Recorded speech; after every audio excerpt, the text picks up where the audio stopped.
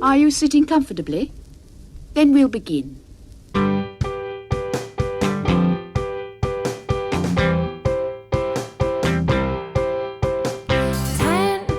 minutes left. Yeah, but there's still some time. It's not the final score. We need more than the numbers we're given. Show us you live and breathe the game. You're more than a name. That's what we came for. We can bring you more than the score. Every story. Let's take this thing off of the field into the real world away from the numbers.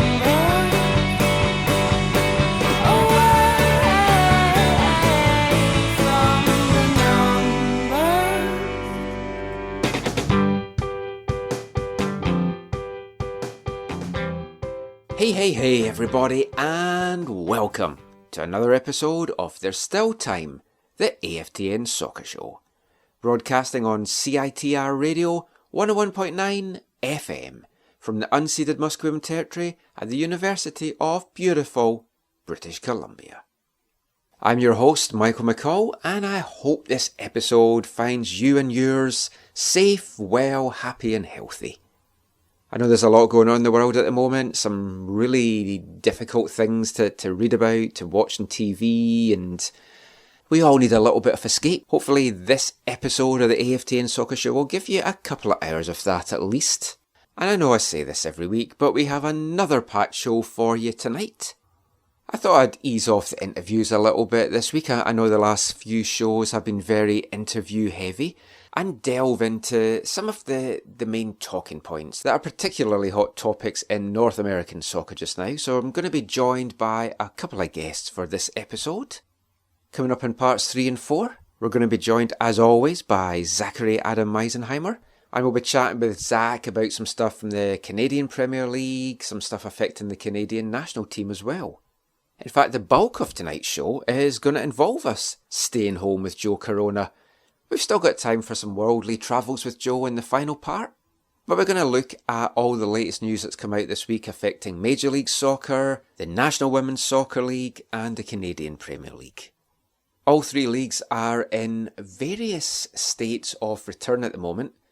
One has a set date, one has a proposed set date, and one, well, we're not really sure what exactly is going to be happening with that just now, but there are hopeful signs that it will return at some point this year. But we're going to kick things off with a look at the latest happenings and developments in Major League Soccer. So MLS, the league and the players, they've been going back and forth with proposals, counter-proposals, but things seem to be moving on apace, with a return date fast approaching, although there are still a number of things to be thrashed out, primarily in the players' case and the safety aspect.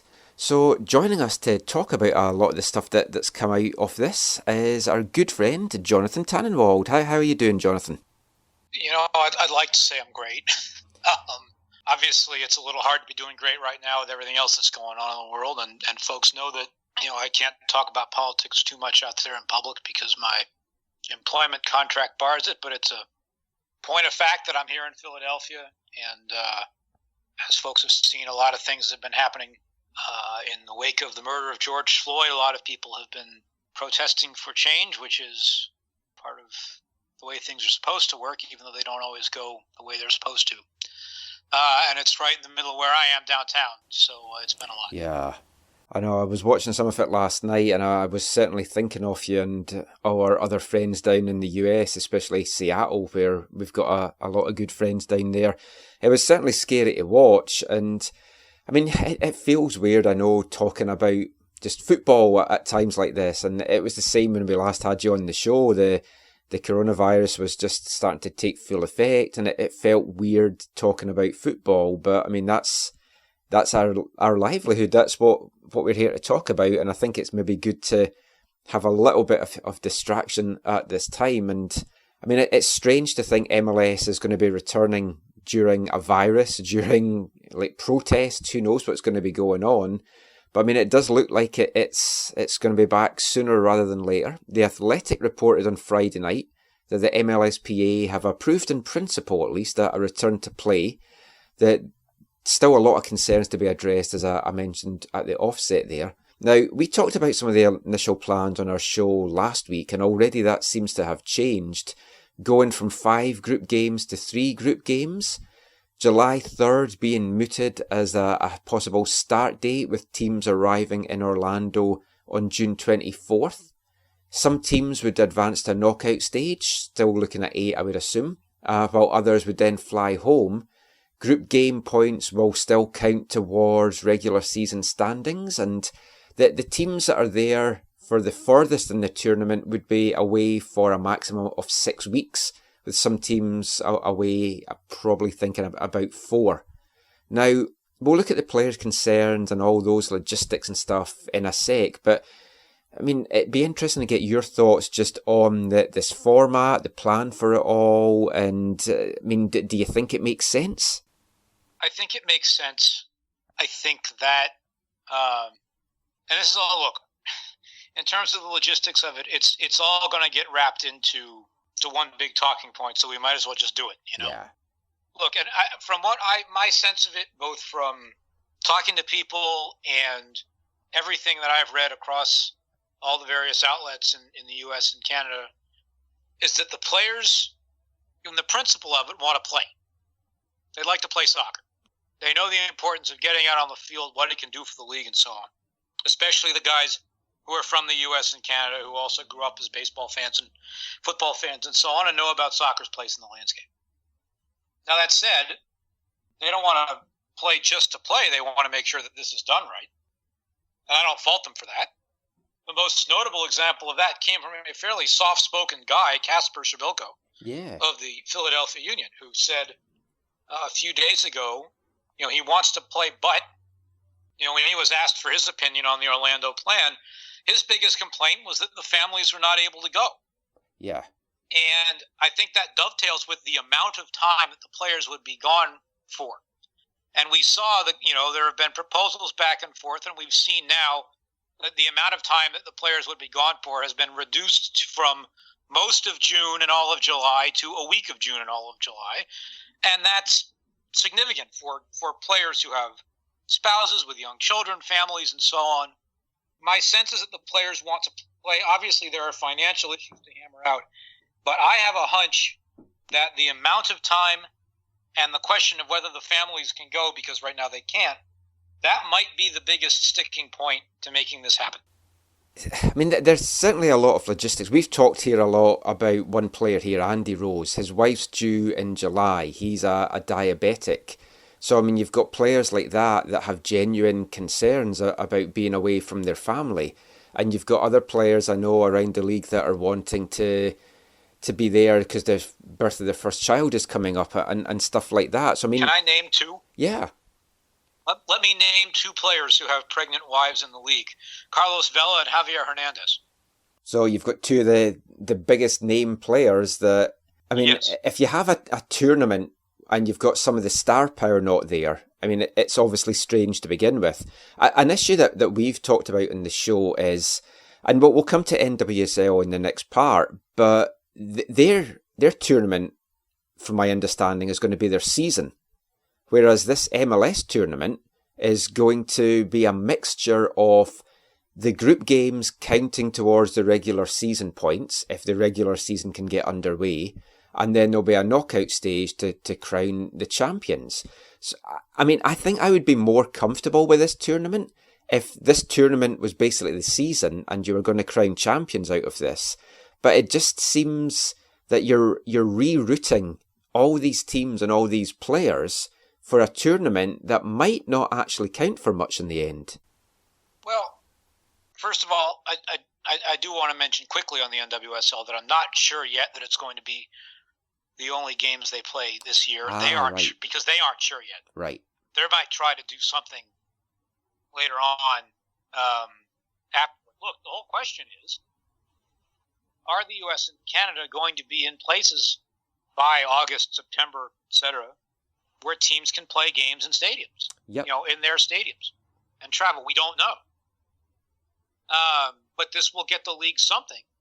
And it will certainly get the league something that's on TV, which ESPN and TSN, I suspect, would very much like. Yeah. And Fox and Univision, too, although ESPN is going to be the lead on this in the U.S. because the games are being played at Disney World.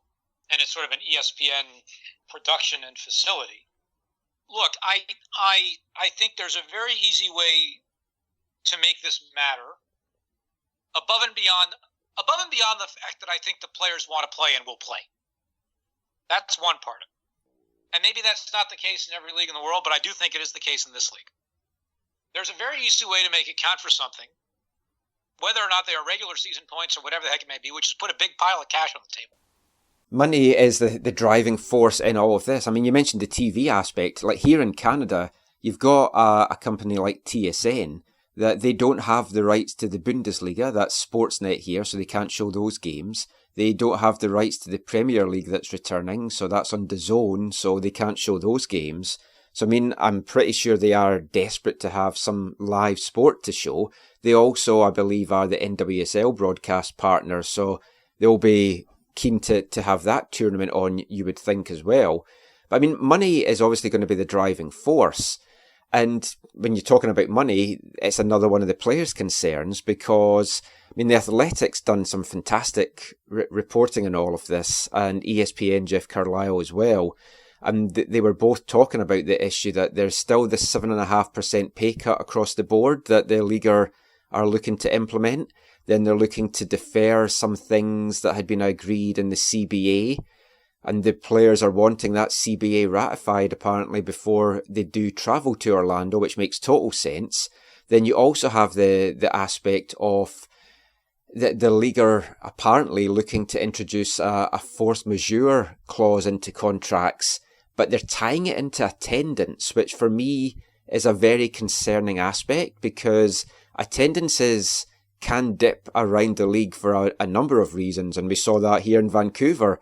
Our 22,000 crowds were dipping because of things that were happening off the pitch. So, I mean, stuff like that concerns me.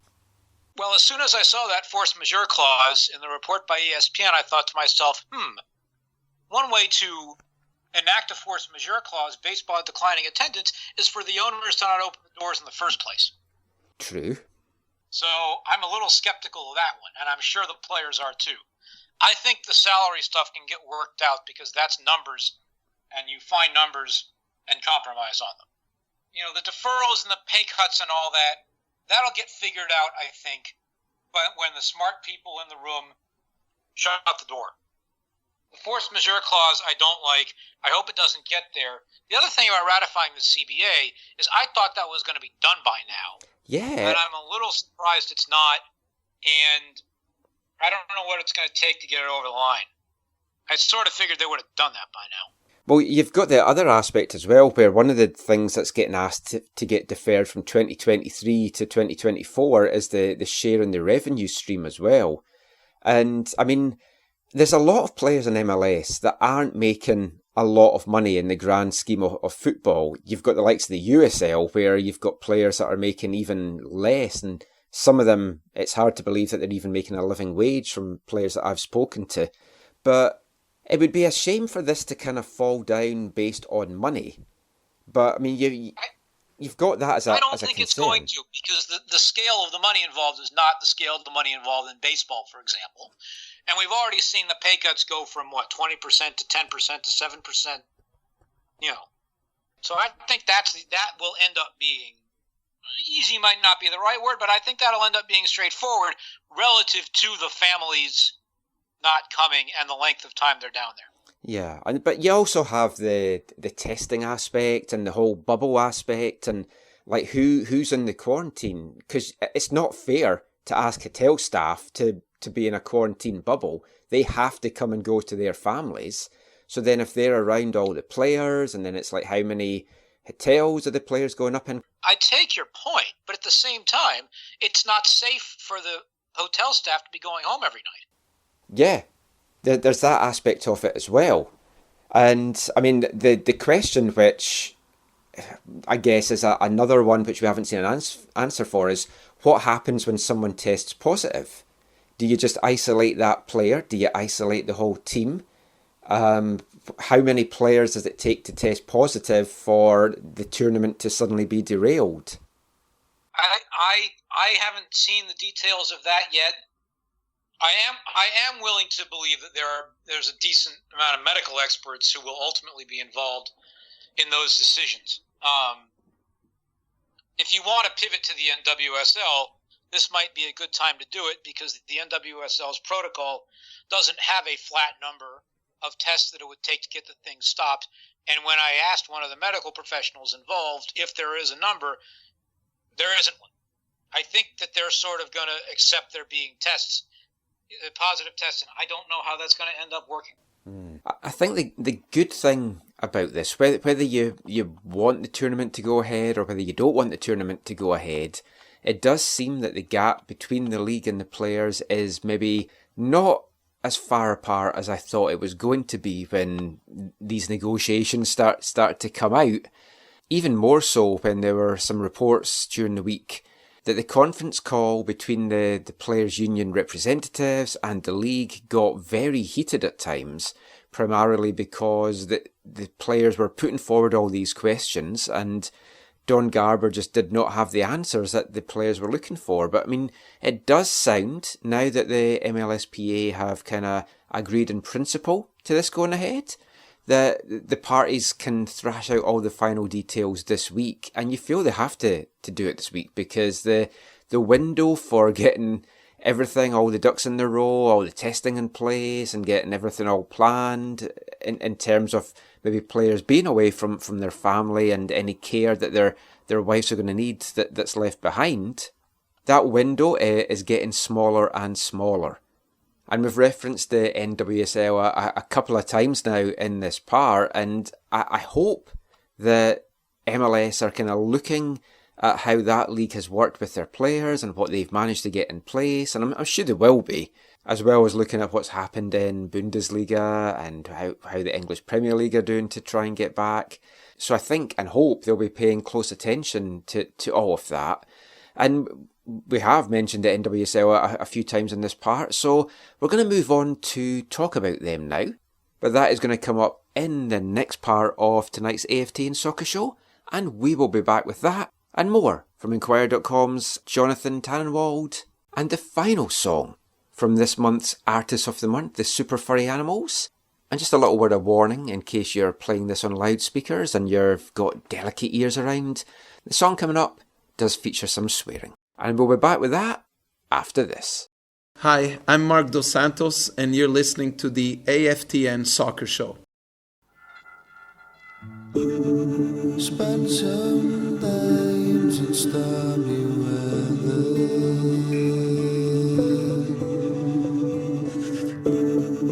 and the clouds of my dilemma. No, there's nothing much to do. It's sitting right in front of televisions, staring back at me, just waiting for the microwaves to wash me to the sea.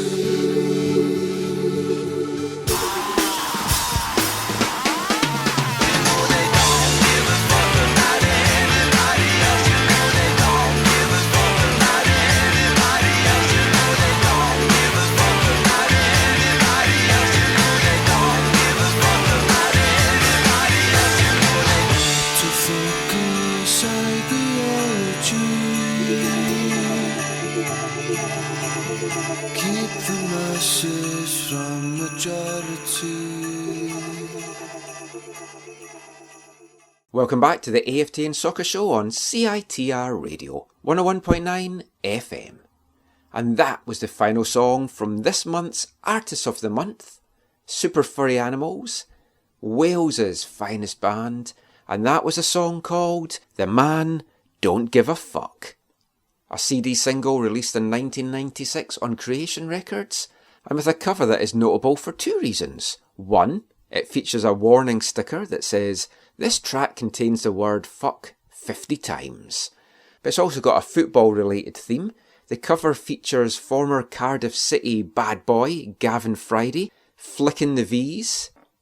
The band themselves hail from Cardiff and are big Cardiff City fans. They actually sponsored the Cardiff City strip for some of their Welsh Cup ties one season. That is a strip I have always wanted to get hold of and not been able to so far. Now, Friday was a player that I didn't really know anything about until the Super Furries released that song, and then I did a little bit of research for him. He was one of those guys that had an immense talent on the pitch, but he just had a kind of destructive side to him as well. He was also a very physical player. He had, to quote Wikipedia, a heavily tarnished disciplinary record. Off the pitch, his personal life was a tale of a lot of footballers from that time. Smoking, drinking, womanising, drug abuse. A lot of those things combined to mean that he missed matches, and his pro career was very, very brief. He spent 2 seasons with Reading. He spent 1 season with Cardiff City. 52 goals in 142 appearances. That was the talent that this guy had, but unfortunately, the number of incidents on and off the field, which involved at one point kicking Mark Lawrenson in the face mid-game, meant that he retired from football just at the age of 25.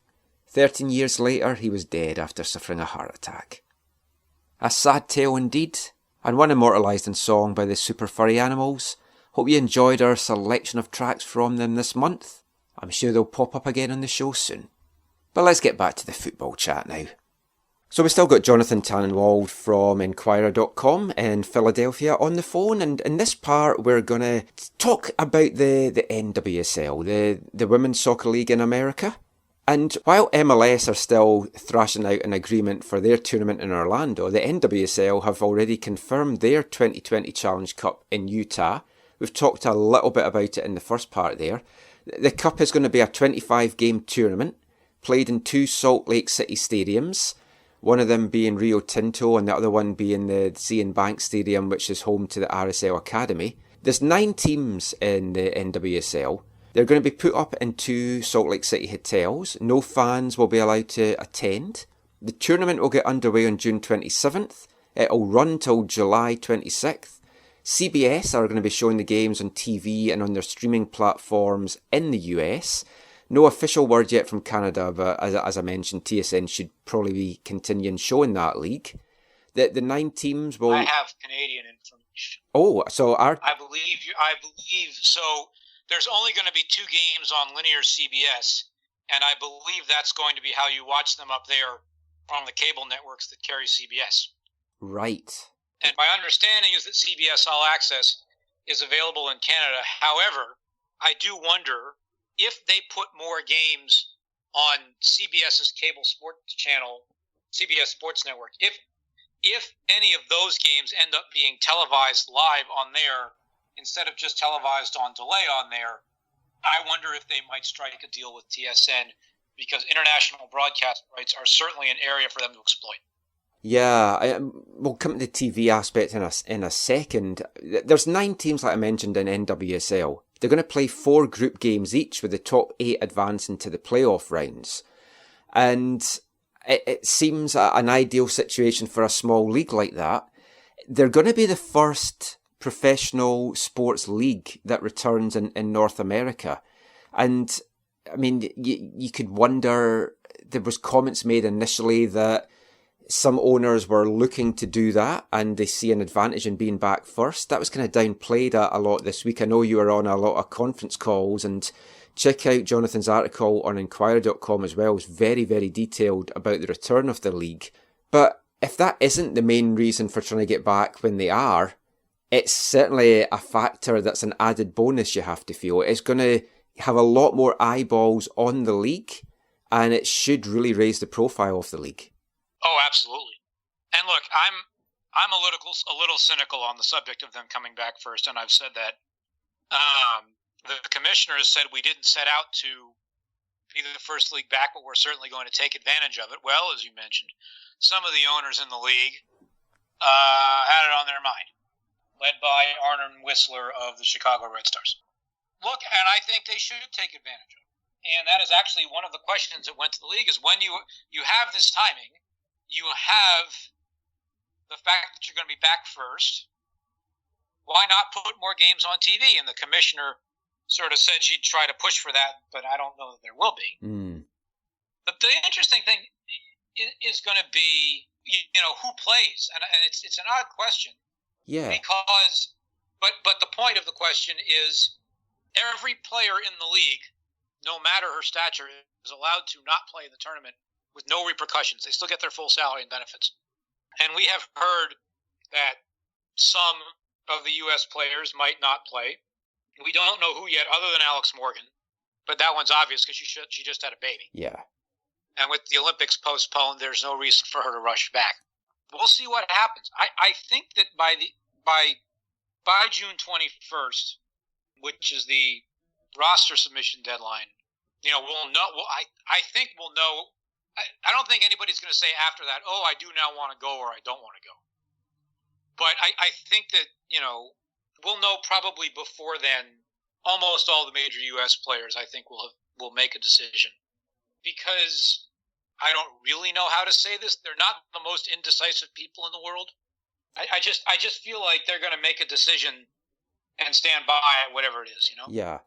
We haven't heard much about what's happening with the Canadian ones. There's 16 Canadian national team players in the league. Erin McLeod was interviewed, I think, by CBC, and she was all for the tournament and is just excited to get back. You've got issues like childcare, which can be a little bit more difficult on the women's side than on the men's side. And, I mean, there's other factors, like health factors and things coming into account, but the general consensus seems to be that the players are all for it, and a lot of the players that have spoken out publicly have also praised the league for the way that they've dealt with this and the way that they've handled their concerns, which is excellent to hear. Yes, the league has done very well at working with the NWSL Players Association, which is the union that represents everybody except the major U.S. players whose contracts are paid by U.S. Soccer. Right. That includes Lisa Baird, the commissioner of the league, having a conference call with the mothers around the league to hear from them. I read that. I thought that was fantastic. One of the outcomes of that is a very strong child care policy in this, which is that players, children, and caregivers may come to the tournament as part of the traveling parties for the teams. I believe that the teams, basically everybody gets 28 players and 7 staff, sort of as the main budget. Anybody beyond that is sort of at the team's discretion. And the caregivers and the children are obviously going to be included in that for those players who want them to be there. And I think that's they deserve applause for that.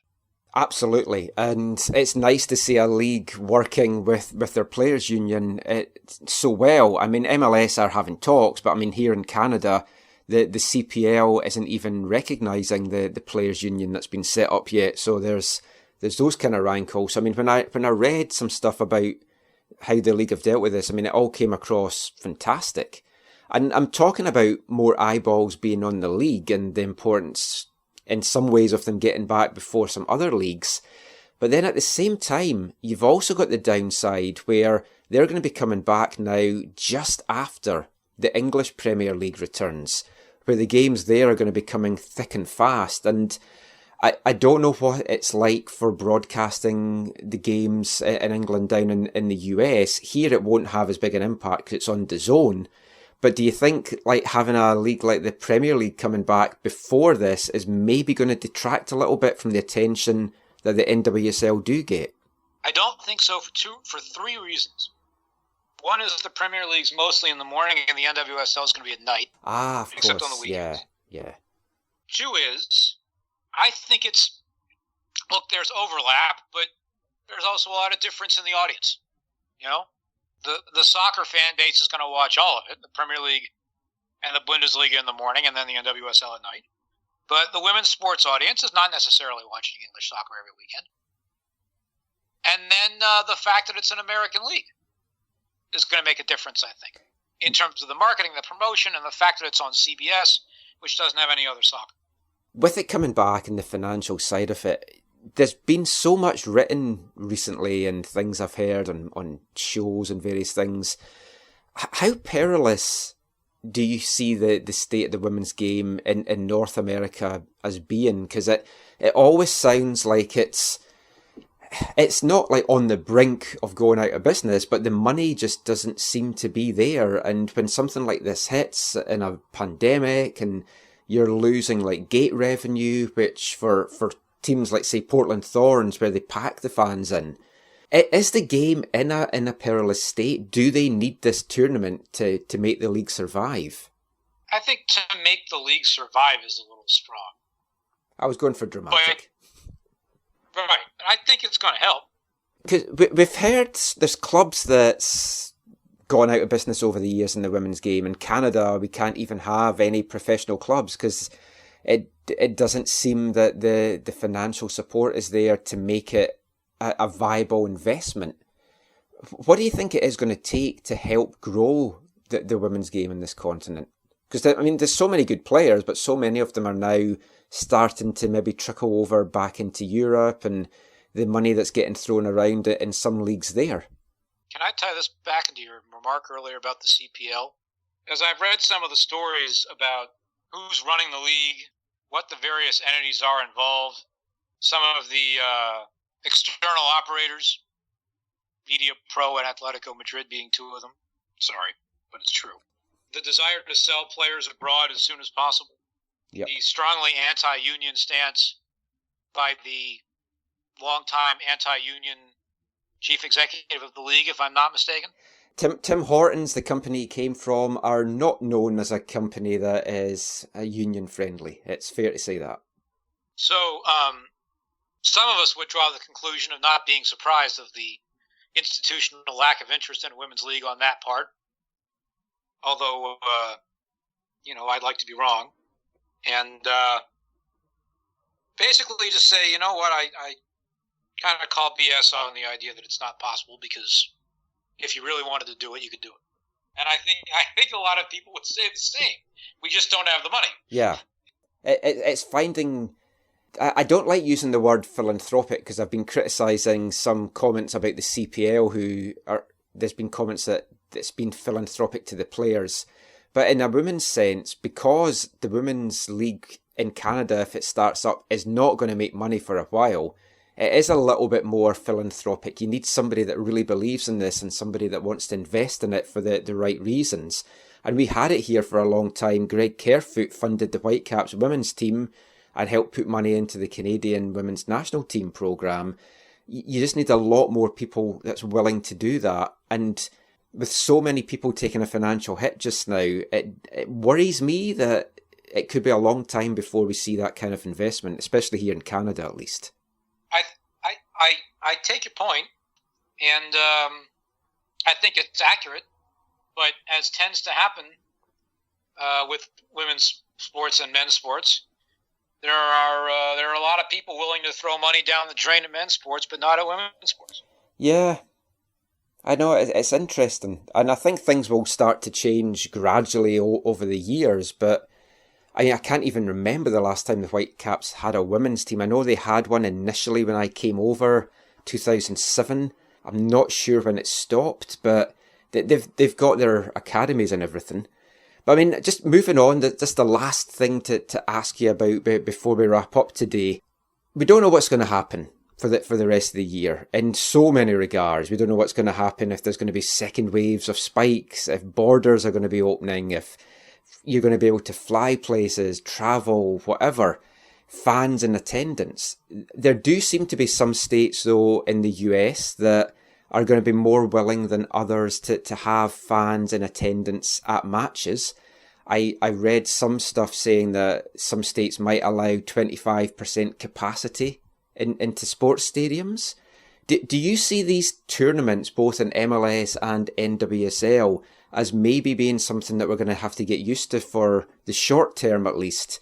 And the only way that we're maybe going to see fans in attendance is if they do play in states that are a little bit more lax with letting supporters into the stadiums. Which doesn't make it right. No. I mean, I'm against it. I'll say that now.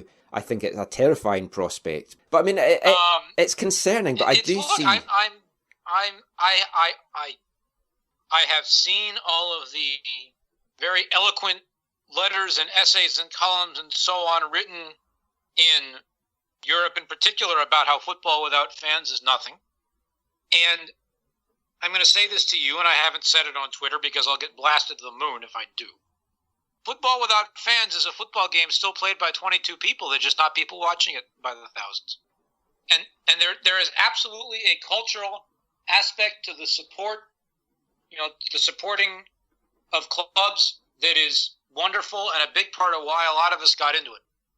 But like for me, watching the Bundesliga, even without, I don't mind it without the crowd noise, because the crowd noise, to me, I know it's fake, and therefore I want to have an authentic viewing experience.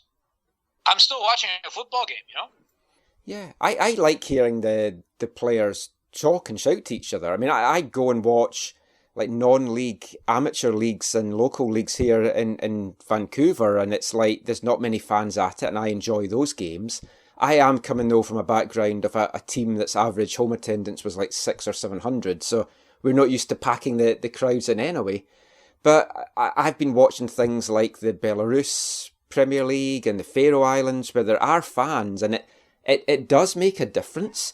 If you were pressed to say, would you rather have games in states with a reduced attendance or games in home markets with no fans, what would be your preferred option? I don't know that I have a good answer for that. Because if the markets are not ready to do it, then that needs to be clear. Yeah. I'll take the example of the baseball team in Philadelphia, the Phillies, or the Yankees, in New York, or even the Red Sox in Boston, all of which their stadiums are right in the middle of the cities, and you don't know how much resources they're going to be taking away in terms of testing and such from the states that need them. But on top of that, how much of a security perimeter around the stadiums are you going to put up to prevent the fans from gathering? And I think I think about the NFL in this regard, because the NFL thinks it's going to be able to do things normally, which is not. But I think about the NFL stadium in Philadelphia, which is just south of downtown, and has a lot of parking lots around it, but also has a lot of city streets around it. They're going to have to block off a whole lot of streets to stop people from driving down there and tailgating and then driving around the stadium during the game honking their horns. Yeah, endlessly for the hell of it. Listening to it on radio or whatever, yeah. It's not just play the game in an empty stadium and that's it. There's a lot more to it. Well, yeah, because you have all the other folk that's in the stadiums and stuff. I mean, how comfortable are you feeling about returning to cover games in person? I've spoken about this in some previous shows. Right now, I genuinely am not comfortable with going back to stadiums. I'm happy to work from home, and I don't know what it's going to take to really make me feel comfortable in going back again. I'm not comfortable, and I think that it's funny because at the start of this, we were all complaining about them closing the locker rooms. Yeah. And now, look. Yeah. We didn't know as much then as we do now, okay? It's okay to admit that. We did not know as much then as we do now. But no, I don't feel especially comfortable going into a stadium press box right now, especially a small one like there is in Chester. I would rather devote my energy to ensuring that these leagues make players available after games, have a Zoom call with players and coaches after games, have a setup where they can connect to that. And then when the time comes and there's a vaccine and it's safe for everybody to come back, we'll go back. Yeah. And it's been great to see you in all these Zoom calls that we keep appearing on together as well. So, I mean, that's been fun, keeping us connected. I mean, you've done some great stuff during this. Just before we wrap up, thank you. Let everyone know where they can find you online and let them know how they can help support the Philadelphia Inquirer. It is at inquirer.com/soccer, and can subscribe to the Inquirer digitally using the URL inquirer.com/Tannenwald, my last name. That's fantastic. Always a pleasure to speak to you, Jonathan, and I'm sure we'll speak again quite soon, but just stay safe there and we'll talk soon. Thanks so much. Same to you and yours, Mike. So thanks so much to Jonathan for joining us there. You can also give Jonathan a follow on Twitter at The Goalkeeper. And definitely check out his work and support him on Inquirer.com. He's been doing some great stuff during the football shutdown. We've been appearing, as I mentioned there, in a lot of different conference calls together, so it's always fun to see each other on these calls. These seem to have dried up a little bit. Partly, I think, with teams getting back into training, and also I think partly because, as we talked in last week's show, the Athletic had got that memo that had come out from MLS warning clubs and players and officials not to speak about the pandemic, not to speak about the Orlando plan and everything like that. So I think the best way to have these players not speak about those things is to shut them down completely. And it is such a fast-moving situation in MLS with the discussions between the league and the Players' Union. So much so that we spoke to Jonathan on Sunday afternoon, talked about all the things that you've just heard in these first two parts, and now tonight, Sunday night, May 31st, as I'm putting this podcast together, ready for its release on Monday, June 1st, things have taken a bit of a dramatic turn in the negotiations between MLS and the MLSPA. Now, the first thing that happened tonight was a tweet that the MLSPA released at 5:40 p.m. Pacific time. It was a statement they released on the status of their negotiations, and I'll just read it in full for you. It says, "This evening, MLS players voted to approve a package of economic concessions for the 2020 season, modifications to the recently agreed upon CBA, including its extension by a year, and their agreement to participate in a summer tournament in Orlando. Included were salary reductions across the entire player pool, reduced team and individual bonuses, and additional concessions to existing and future terms of the CBA. While a difficult vote in incredibly challenging times, it was taken collectively to ensure that players can return to competition as soon as they are safely able to do so. The package has been formally submitted to the league for a decision by the owners." So that all seemed good. It looked like we were having another step forward to getting the players back in the pitch and this tournament in Orlando getting underway, but not so fast. MLS seemed to have reacted very quickly to that, rejecting the union's counter-proposal, and not only that, giving the players an ultimatum that if they did not agree to the last proposal that MLS had submitted to them by noon on Tuesday, and I think that's noon Eastern time, then the league would lock the players out. And not only does the chance of a tournament in Orlando not look like then happening, it might not be a season at all for the MLS. Disastrous for them in their 25th season. But I am totally backing the players on this one, 100% behind the players. I hope they stand firm. I hope they do not back down to the league's threats. And if there's a lockout, I know that myself and most of the fans around the league would certainly support the players in this situation. The Players' Union had talked before, when the CBA negotiations were underway, that they did have a contingency fund if the players end up being locked out. So that will still be in place, so hopefully it won't be too much hardship for them. This news came out 3 hours after the MLSPA tweet. ESPN's Hercules Gomez tweeted that out. It was then followed up by an article by Jeff Carlisle from ESPN, and he was detailing the fact that the league say that the offer that they gave the players to consider was the best offer that they could do. They were not budging on that. It looks like the players were looking for a 7 or a 7.5% pay reduction. MLS were looking for an 8.5% pay reduction. Any pay reduction, as we've spoke about in this show before, is frankly disgusting from the league when you've got billionaire owners raking in mega millions from expansion fees, obscene expansion fees, and you're pleading poverty and you want to cut these players' wages? I mean, it's absolutely ridiculous.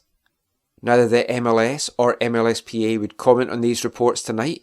Now, we're going to be putting this podcast out on Monday morning. I mean, this could already, by the time it comes out, be out of date. It's going to be that fast-moving a situation. And if the players do end up being locked out by Tuesday, then we'll probably bring you a special podcast later in the week to cover some of that. It's a situation that It was always looming, especially with the fact that the CBA had not been ratified, which in itself, as we talked about there with Jonathan, is just a disgusting situation in itself. It should have been ratified way before now. But this is just another twist to this. It's the league playing hardball, and as I said, I just hope the players do not back down, and they've got my support, and I'm sure they'll have support from many, many people around the league. But we're going to move away from MLS and NWSL just now. We're going to head north of the border into Canada. We're going to be joined on the phone by my regular co-host Zach as we take a look at some of the comings and goings in the CPL this week. And we'll be back with that after this. How's it going, guys? I'm Ben Fisk. You're listening to the AFTN Soccer Show.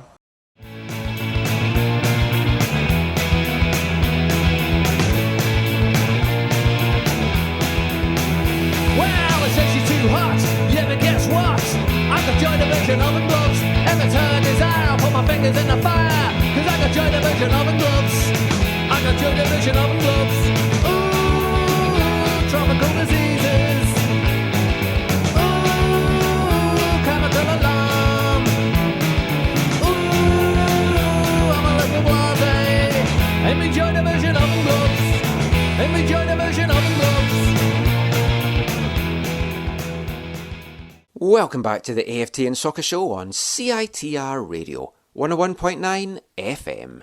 That was the first of our 3 of a kind songs for tonight.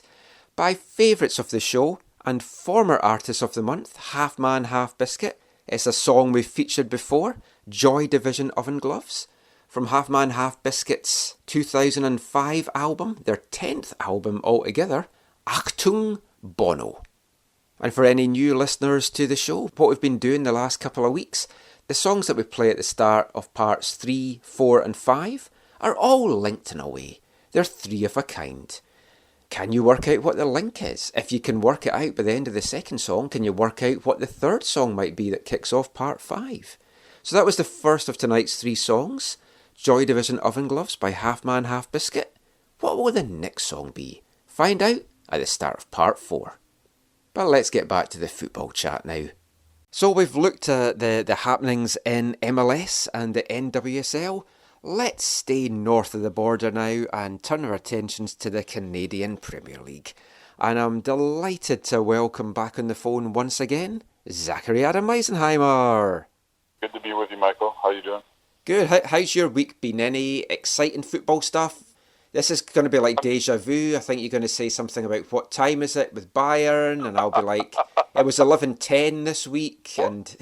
Well, I mean, it was what we call in Germany, they call it English Woche, which means, do you know what that means? English fuckers? No, Woche. Oh. English week. It's okay, we've marked this episode explicit with a song I played earlier, so it's fine. No, it's an English week, which means that they have midweek games. That's what they call it, English week. So they play. Everyone played midweek, which is cool and crazy, and so it's been like nonstop games. So like, whenever I'm doing something that doesn't like I can multitask on, I've been having football matches on like nonstop. It's weird. I love midweek football. When I was in the UK, I used to love games under the lights. When the Whitecaps have a midweek game, like, I can't be arsed. It's like, oh God, I've got to go downtown for midweek. It's so weird. I mean, here, it's not always easy with our geography and our transit system. But no, I mean, no one's going to games, so that part doesn't really matter. But it was just nice. Like, it was non-stop games this week, and I wasn't even able to watch them all in order. So, like, for example, I was messaging a friend of the show, LWO for Life, I think it's LWO for Life. John Humphreys, messaging him about his derby disappointment with Fortuna on last Sunday, I think it was. And then, of course, Bayern crushed them 5-0 yesterday. But then after that, I watched their big win midweek against Schalke. Oh, so this is kind of been back and forth and going all around, kind of crazy. One thing I do want to point out from Bundesliga is this, though. Yesterday, you may know this, may not know this. Yesterday was the 15th anniversary of the Allianz Arena. And one thing, which I don't know, I haven't seen this reported anywhere, but from my recollection, the Allianz Arena, maybe not the the opening match that was competitive there, I remember, was scored by a Canadian-born player. And on the anniversary of the opening of the stadium, the last goal was scored by a Canadian international. So, of course, Alphonso Davies scored yesterday with his right foot again. I watched the highlights of that goal on Twitter before it got taken down. Yeah. Meet me. Here goes the Roadrunner. That was funny. That was a good interview. Thomas Muller. Yeah. He's great. He's hilarious, dude. But Owen Lee Hargreaves scored the first competitive goal at the Allianz Arena in an actual match. I thought you said he wasn't Canadian when I mentioned him before. Oh, some people would say that. That's why I said Canadian-born and Canadian international. That's my recollection. He's scoring the first goal, bending it in from the kind of the inside left channel, bending it in. But yeah, so it was a great day for Bayern, though. A great day. It was a adequate performance against Fortuna Düsseldorf, and lots. I really hope that people who would never watch the Bundesliga are watching the Bundesliga, because it is a very quality league. I know you have no desire for it, and that's fine, but I hope that there are people who are discovering it as a really quality league. I haven't yet, but like I said, I don't have Sportsnet, so I'd have to go out of my way to watch it. And I mean, all my time's taken up between Sluts and Vikinger. It's a double header on Monday. Vikinger at 7 a.m, then Sluts at 9 a.m. I'll be up early. Oh my goodness, Michael. Anyway, this part's meant to be talking about Canadian football. We're travelling around the world with Joe in part 5, so let's get talking about the Canadian Premier League, because we know that the NWSL is returning on June 27th. It looks like MLS is going to return on July 3rd. The CPL, though, we don't have a date for. But there have been sort of murmurs that they're looking at an August return, maybe even a late August return.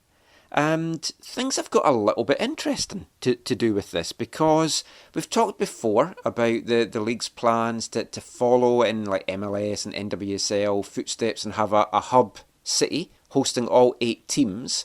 And there now seems to be 3 strong contenders for this.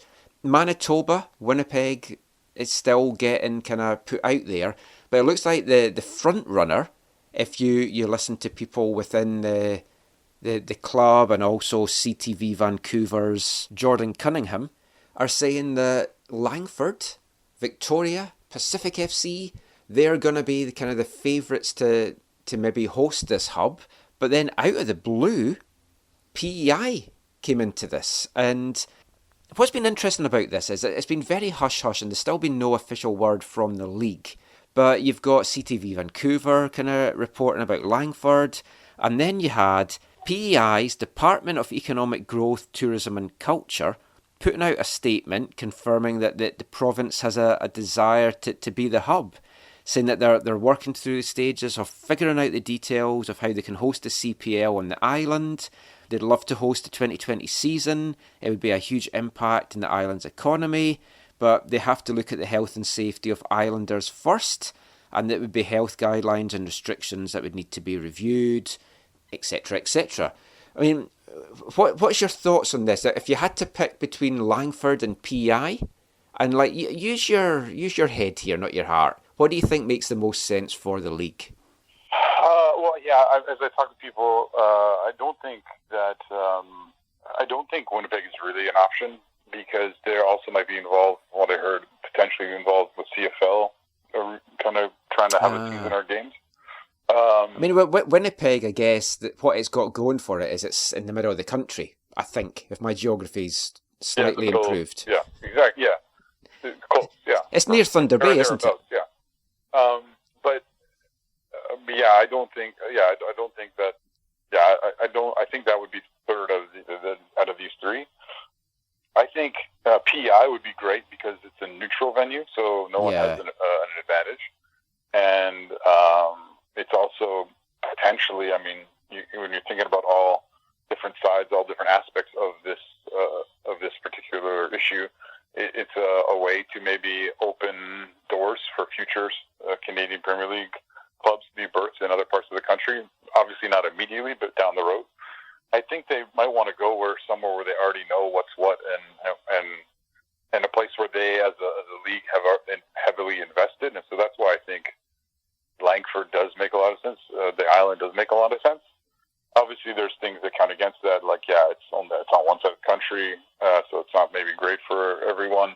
The other thing is, I don't know how they work it.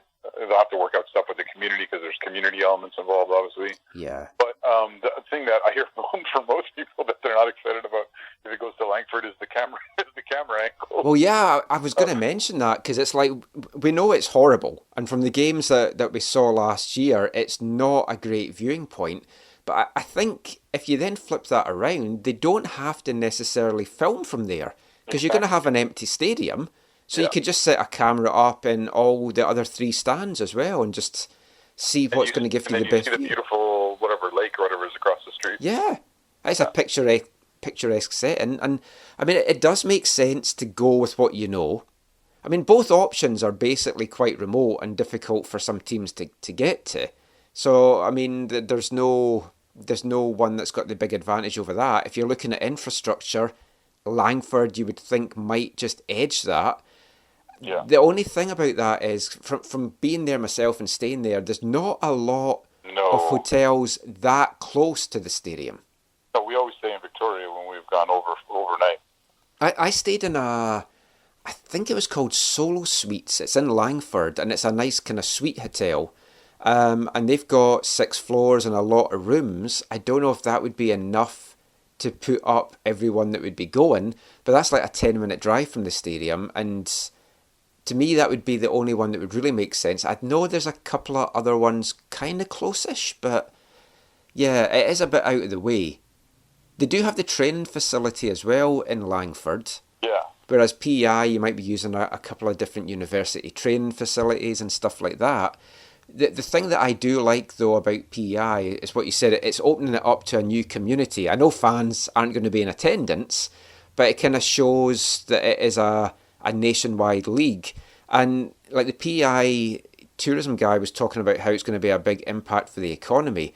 I read a report where normally PEI, in their tourist season, they get 70,000 nights of hotel bookings that they're basically losing this year. So this tournament would give them 16,000. So at least it would give the community something. Yeah. But I was also meant to go to PEI in September, October last year, but we had to cancel our trip. So I've done a lot of research on the island, and it's beautiful. I hope to get there someday. But a lot of the talk seems to be it's going to be a 14-day quarantine period for players when they get there. 7 when they first arrive, just locked away, and then 7... kind of an additional 7 where they can maybe do training and stuff, but they have to still stay in the hotel. That's a tough ask. Yeah, it is. I mean, the thing is, though, at least they'd be going to like a very, very beautiful place. I got to travel there with our family when I was, 11, 12, 13. We took a family trip, and it's such a magical place. I think I went before. I think it was before the bridge.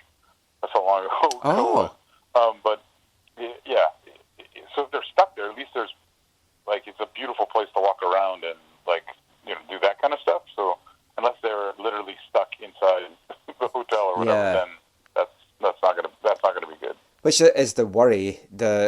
It's the same with the MLS tournament, that you're gonna just be shuttled from a hotel to the venue and then back to the hotel, and it's gonna kind of feel that you're in an open prison of sorts. But it's exciting that at least there's some firm plans that seem to be getting put in place. It does look like whatever's going to happen, we're going to see some CPL action this year.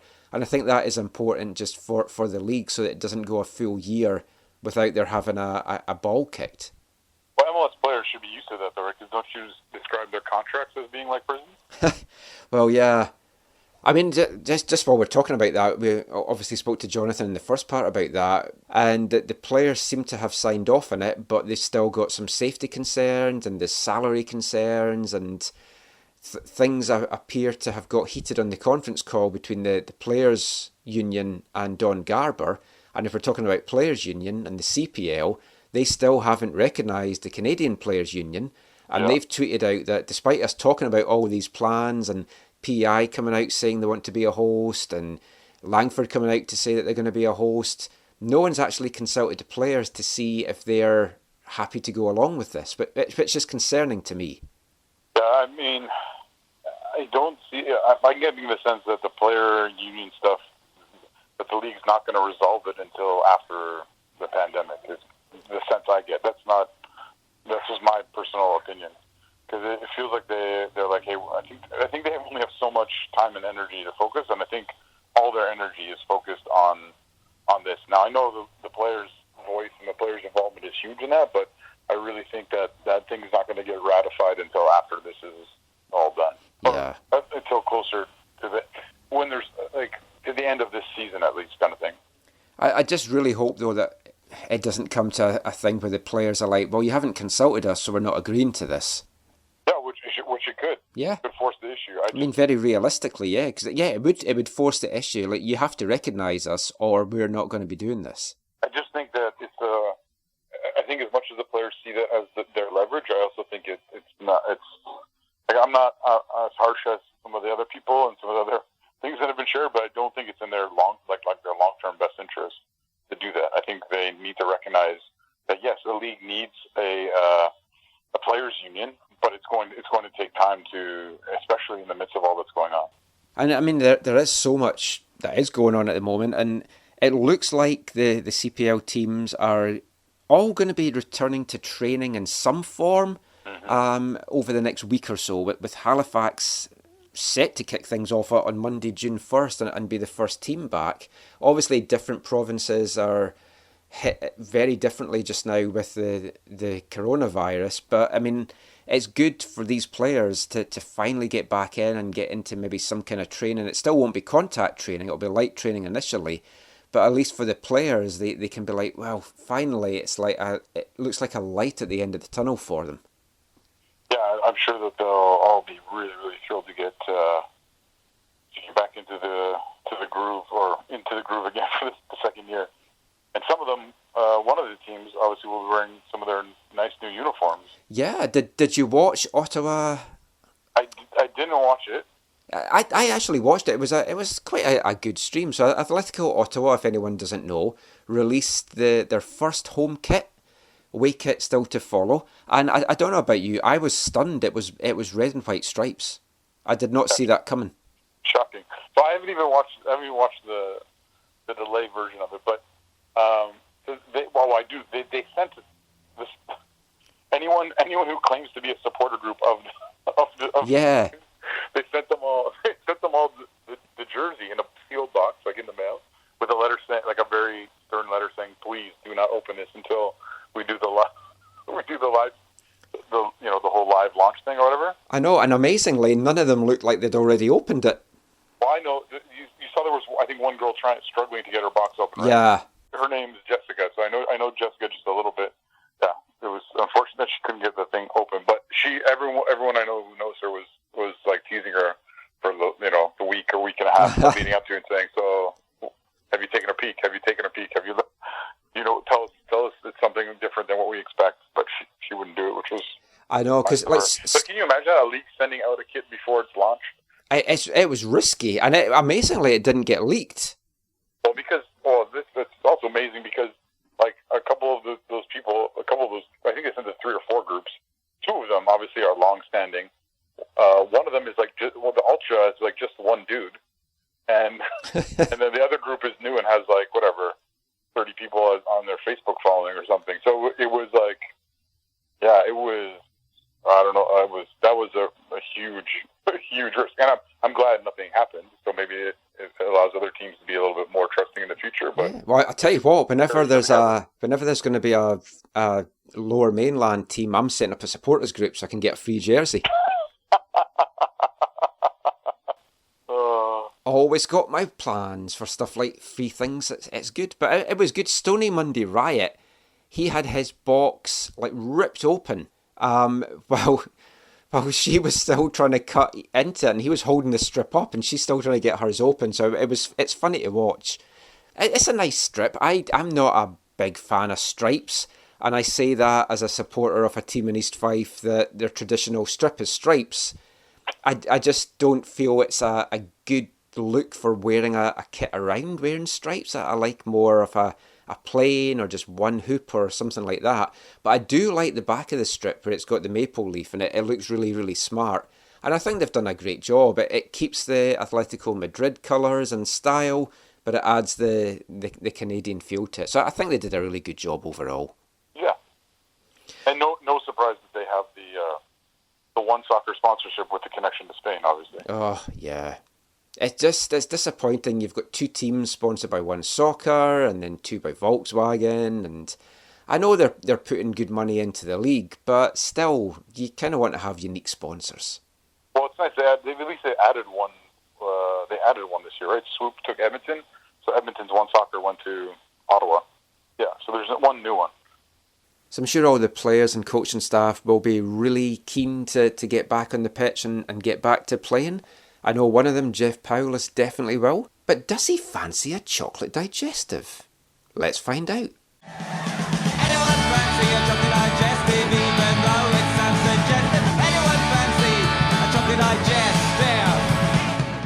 So, if you're sitting at home and you decide to have a hot beverage, what would be your hot beverage of choice? Would it be tea, coffee, or something else?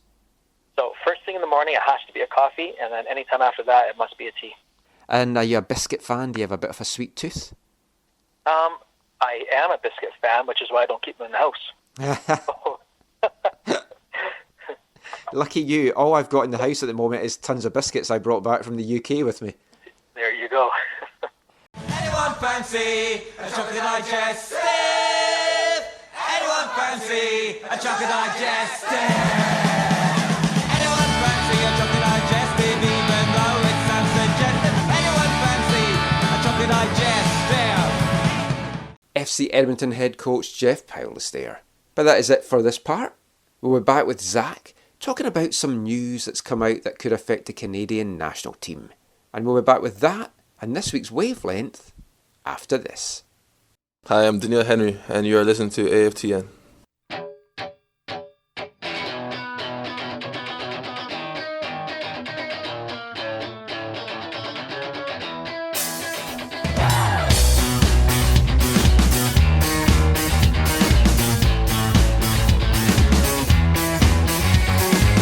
I'm back in Liverpool and everything seems the same, but I worked something out last night that changed this little boy's brain. A small piece of advice that took 22 years in the make, and I will break it for you now. Please learn from my mistakes. Please learn from my mistakes. Let's dance to Joy Division and celebrate the irony. Everything is going wrong, but we're so happy. Let's dance to Joy Division and raise our glass to the ceiling, 'cause this could all go so wrong, but we're so happy, and we're so happy. Welcome back to the AFTN Soccer Show on CITR Radio 101.9 FM. And that was the second of our songs from tonight's Three of a Kind from 2007, English band The Wombats with Let's Dance to Joy Division from their debut album A Guide to Love, Loss and Desperation. Have you worked out what the link might be? Maybe it's an easy link this week, or maybe I've got a red herring thrown in. But we had at the start of part 3, Joy Division Oven Gloves by Half Man Half Biscuit. Kicking off part 4, Let's Dance to Joy Division by the Wombats.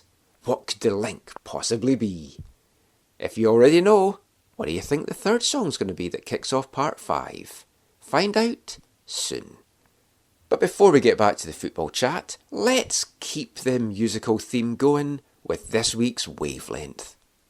And we're going quite recent for Wavelength this week. The song we've picked is from 2017. It's from a band hailing out of Baltimore, Maryland, called Animal Collective. This is a song from their 8th EP called The Painters that was released on Domino Records in 2017. I thought since we had Jonathan Tannenwald on in the first two parts and his Twitter handle is The Goalkeeper, let's play a song to honour Jonathan. So this is Animal Collective and The Goalkeeper. Looking just like he's begging for change. Swooping your fate as you watch it go by. All the times he's been saving your hide. You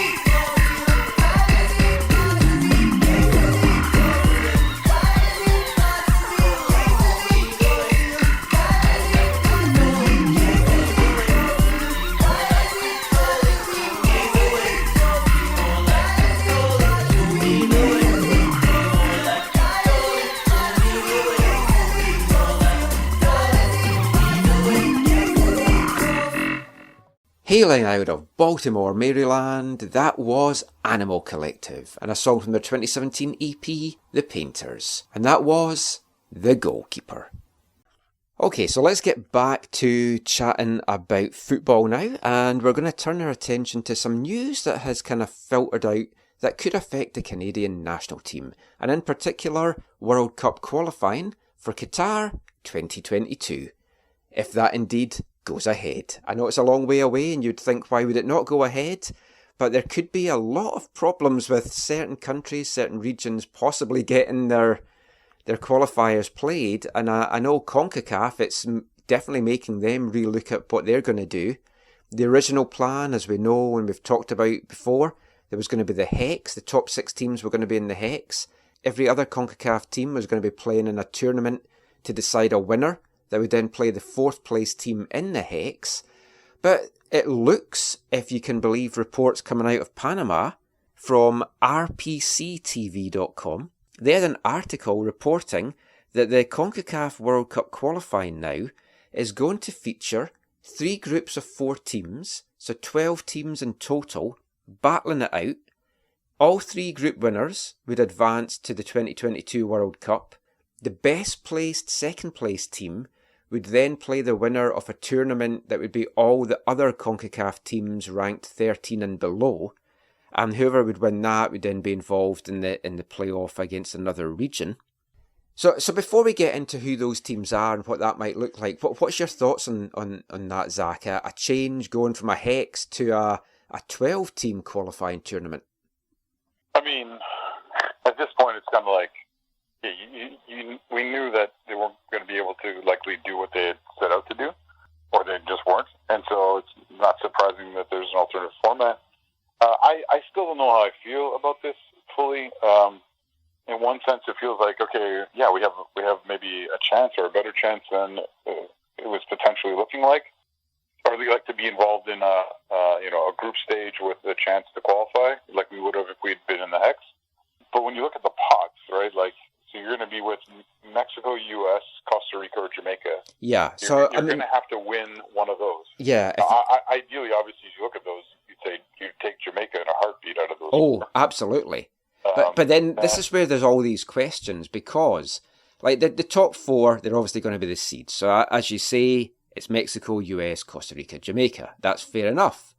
So then, if you're having pots 2 and pot 3, is it going to be a random draw, or are they going to seed it throughout? Because if they seed it throughout, that would mean that Mexico would get the 8th ranked team and the 12th ranked team.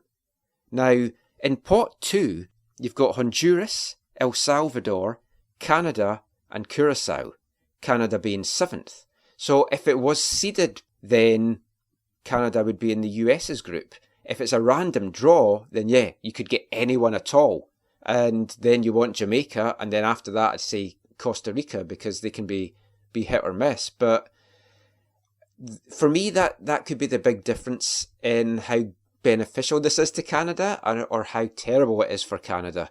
Because if you get Mexico or the US, you're struggling big time. Yeah, I mean, obviously those are harder pathways, but I mean, remember, the US was not good last time. And I know it's hard to see them doing that two times in a row, but... Well, yeah, but remember, we beat them in Toronto, but then they beat us in the return, so then you're going down again to goals against the other team if that was played out again. And pot 3 right now is Panama, Haiti, Trinidad and Tobago, and Antigua and Barbuda. So 6 countries altogether in that pot. I mean...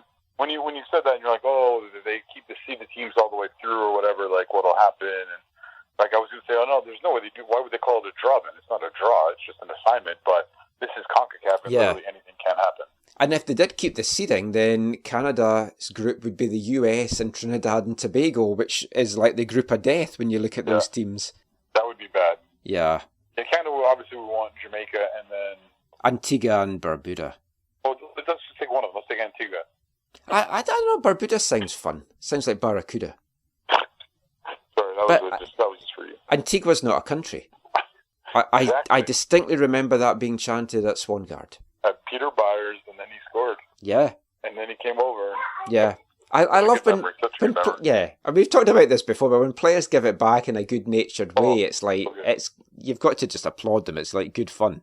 Oh no, although I think Matt, like I was worried that Matt was actually gonna like either jump over the fence. Matt actually swung at him with his two stick, but it was I think the first two stick he'd ever made, and it had wood in it, and it was really like thin wood, and Matt's swing broke the little two stick poles in it. That's how thin they were. They broke because he was not happy that Byers made a B for us. Yeah. Ah, Good memories, though. happy days. But, I mean, if you're looking at this, if this is how it plays out, I think it's a great opportunity for Canada because it stops all this, are they going to make the hex, are they not going to make the hex? They then just have to do it on the pitch. And although I'm saying if they're drawn against Mexico or the US, it's going to be tough, we're putting together a very impressive team right now. Yep. And you have to, if they can put it together, when they really need to put it together, you've got to fancy their chances. But then the flip side of that is you look at the Gold Cup and you look at the capitulation to Haiti and you think, well, they've always got the scope for doing that at the same time. But I mean, I would love to see this. I think it would be a great opportunity for Canada, and I think it would really get the excitement going for the national team here. Oh yeah, it could be incredible.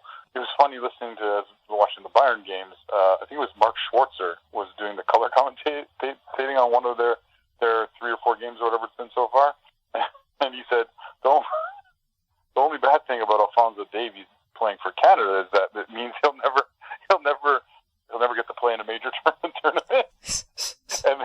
and then the second half he corrected himself, said, "Oh well, they are actually hosting the 2026 World Cup." But the thing is, I agree. This is such an exciting team that I don't think you can write them off, no matter who they get drawn with and what happens. Like I think we have like a battling chance, like a fighting chance, no matter which two teams they would get. Yeah, and we've got to say this is just rumours coming out of Panama, but it's apparently sources close to the Panamanian Football Federation that have released this. There might be a leak in their canal. So I mean, there might not be much in it, but if they were leaking it to see what folks' opinion was, I think it's gone down quite well, and it would be exciting. The only part of it I don't like is the best placed second team then plays the winner of this other tournament. And I had a look at the countries that's ranked 13 and below. So whoever wins that, no matter what country wins it, it's like, it's not a great footballing country that's going to win that. So whoever's the best placed second team's got a great chance then of being in a one-off playoff game against some other confederation for a place at the World Cup. So that might even be the easier route for some teams. Yeah, but obviously you can't focus on that, right? Oh, no, not at all. But I mean, it wouldn't be the end of the world. But again, then you don't want to be drawn in a group with US or Mexico if you want to try and be the best placed second team either. Right, yeah. But there's also been some rumours this week that there's a couple of the federations in CONCACAF that might not even take part in any World Cup qualifying because they're just in a mess at the moment. It wasn't said who those federations were, but you have to think Haiti could be one of them. Their Football Federation President Yves Jean Bart has been accused of forcing young female players to have sex with him over the last 5 years, and he's been suspended for 90 days this last week by FIFA while the investigations continue. He denies all of the charges, we have to say that, but he's been in charge of football in Haiti for over 2 decades, and I mean, if that's seen to be true and there's corruption, then that throws that whole programme that's just started to turn around and start to get really exciting into a lot of like peril, and you kind of wonder what's going to happen there. Yeah, I hadn't heard that yet. That's awful. Yeah, it's really bad. It was like if the female players wanted to still be part of the national team setup, that's what the accusations are, that he said, well, you have to do this. But the TNT Football Federation, I mean, they saw their whole board removed in March by FIFA because of financial worries that they were going to go bankrupt. So I don't know how they're coming out of that as well. But you're during a pandemic, you have to look at some of these other small countries might just think, what's the point of even taking part in this? It's like, let's just not focus on this World Cup just now and put all our efforts into trying to be at the one that we're hosting in 2026. Yeah. I think you get a mix, right? You'll get people who'll be like, yeah, we got to focus on all the stuff going on with the pandemic, and there might be like there's some people who will probably be like, well, let's have some diversion from all this chaos. Yeah. Right? Like that'd be a nice to focus on something that's semi-normal. But then also, as I've said, it's not a strong group of teams that's 13 and below. So I mean, some team could make a big run at this and find themselves in a playoff to go to another playoff for a place at the World Cup. So I mean, you never know. Could be some fairy tale story out there. True that. But that is it for this part. We'll let Zach go now. Just before we do, just let everyone know where they can find you online. Yeah, for me on Twitter, it's @ZacharyM. That's great. Thanks for joining us as always, Zach. We'll have you back next week talking some more football stuff. We've got one part of the show to go, and we'll be back with that, where we travel around the world with Joe Corona after this. Hi, I'm Alphonso Davies, and you're listening to the AFTN Soccer Show.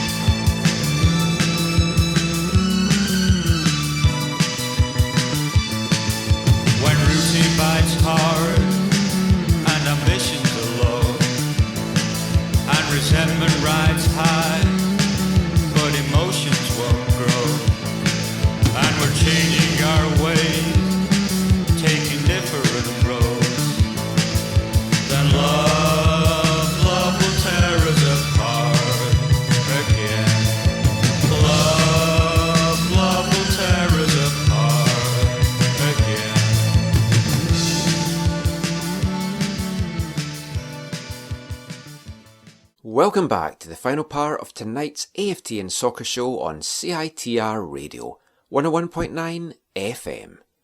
And that was our final song in tonight's Three of a Kind.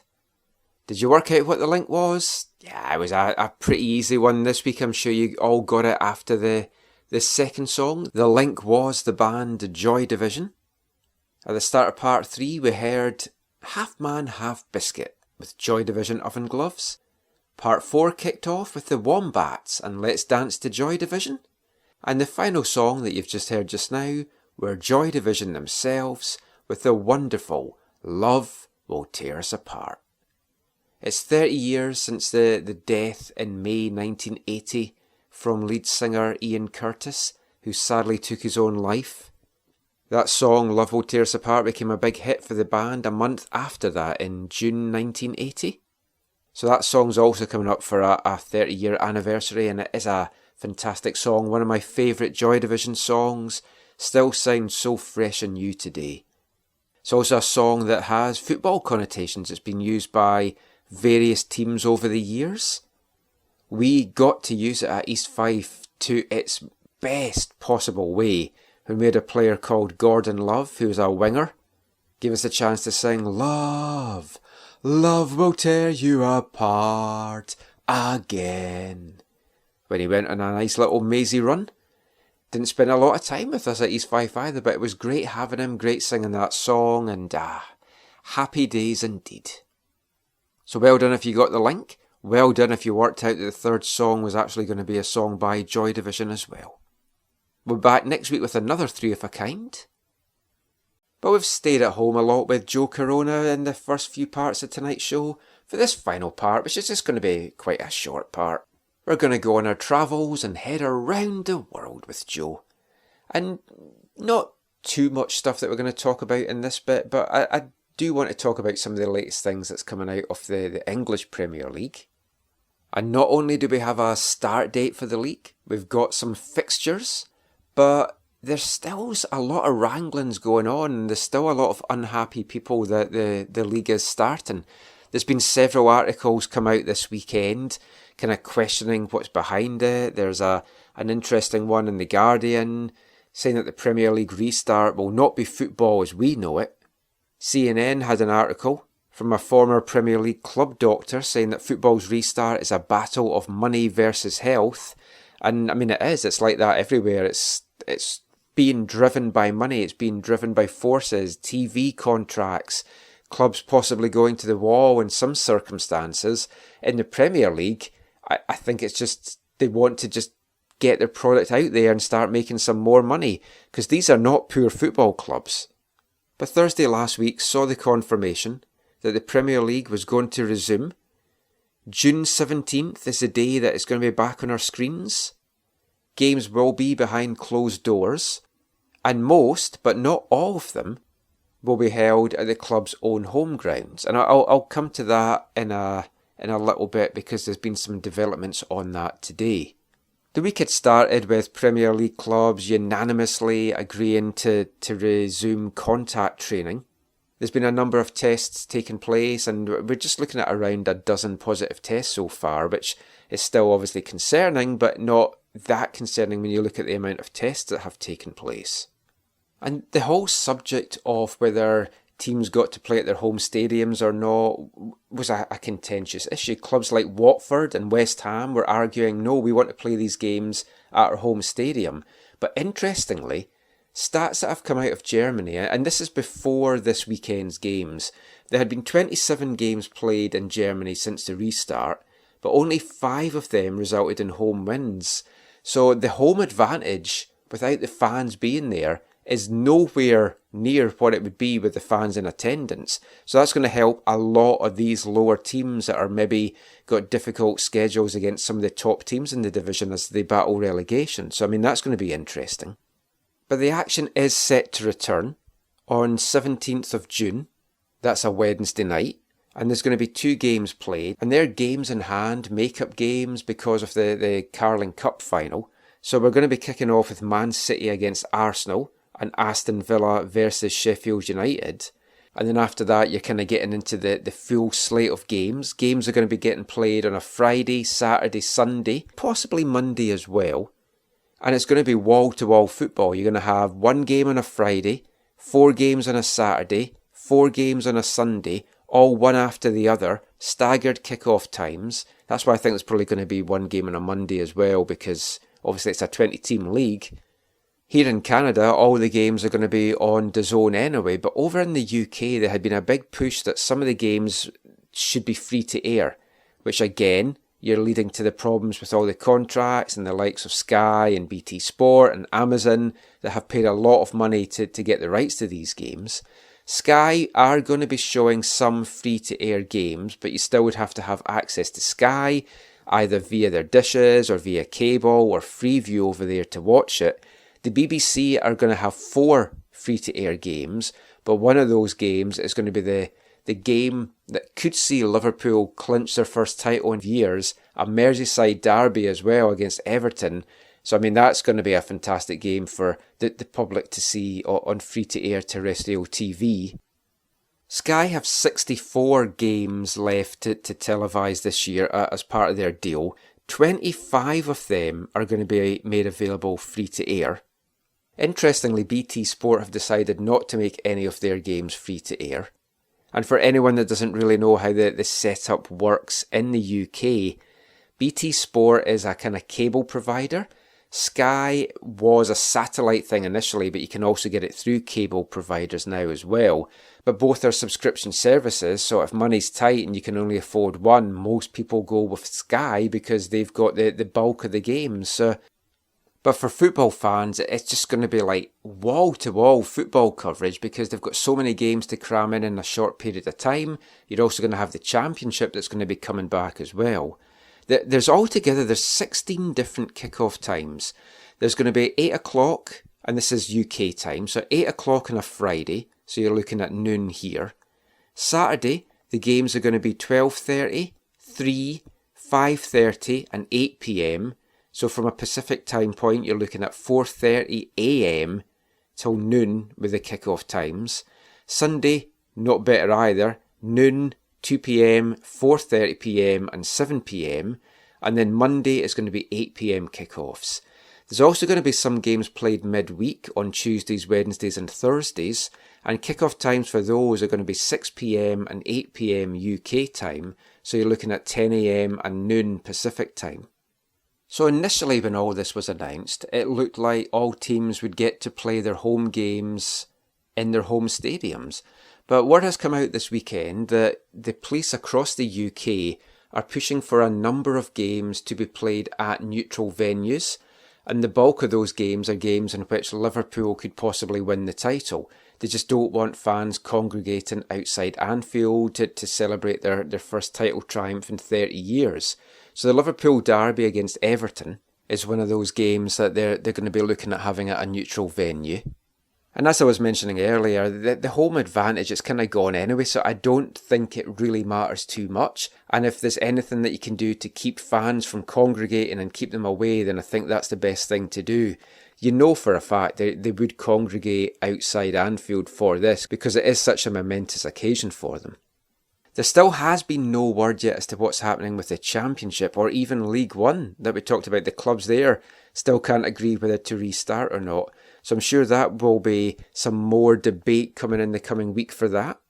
But let us know, are you excited for the Premier League coming back? Do you think it will make a difference if there will be no fan noise? Is it going to be more exciting than watching Bundesliga with no crowd? Should the Premier teams look at piping crowd noise? Should they look at doing what some of the Bundesliga teams are doing and have cardboard cutouts or whatever? I'm just glad it's going to be back so that A, we can watch some football, but also B, that we can stop just hearing about all the wranglings back and forward as to when's it going to restart, what are we going to do. Just get it done and dusted and then just get on with everything.